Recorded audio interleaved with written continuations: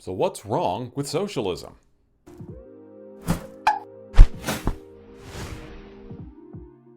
Hey everyone, I'm John Stokes. Welcome to another adventure exploring my mind's dark depths. I try to avoid political topics. You won't hear me endorse a candidate, a party, or a platform on this channel. But when a political idea overlaps with a theology or philosophy I focus on, I think it's worth discussing. Today's topic is socialism. The first thing to understand about socialism is that it's just one interpretation of a broader philosophy called collectivism. Collectivist principles give priority to your group over you as an individual, in contrast to individualism. Democratic socialism and communism could also be considered collectivist ideologies. Socialism can actually mean two things. When the average citizen talks about socialism, they're usually referring to a social safety net of some kind. Free healthcare, education, or necessities like food and housing. However, when politicians talk about socialism, they often mean an economic system in which the government controls business to some degree. As a social safety net, socialism has found limited success, most notably in the Scandinavian countries. But as an economic system, socialism has a 100% failure rate. Socialism has destroyed every economy where it's been implemented, across geographies, people groups, and historical eras. The Prime Minister of Denmark even publicly stated that his country is not socialist.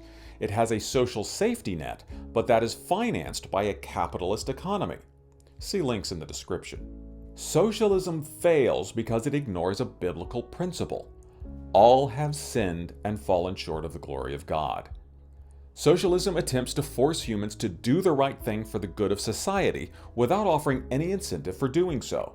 It assumes humans are more altruistic than we are and ignores the fact that we have fallen short of the glory of God. By contrast, capitalism succeeds because it accepts the fact that humans are greedy and pits one man's greed against another in a type of check and balance. This makes me wonder, why do people continue to pursue a system with a 100% failure rate? Here's my theory. Atheism.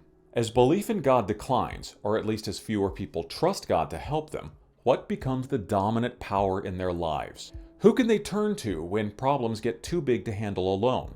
The government. In our distress, we ignore the lessons of history and look to Daddy Government to save us from our suffering. The problem is that salvation is often short-lived. When Daddy Government gains power, he usually abuses that power, and the people suffer even more. And sadly, it usually takes violent revolution to wrest power back from Daddy Government once the people surrender it. In truth, care for the poor is the church's responsibility. Proverbs says, "Whoever is generous to the poor lends to the Lord." And Hebrews says, "Do not neglect to do good and share what you have, for such sacrifices are pleasing to God."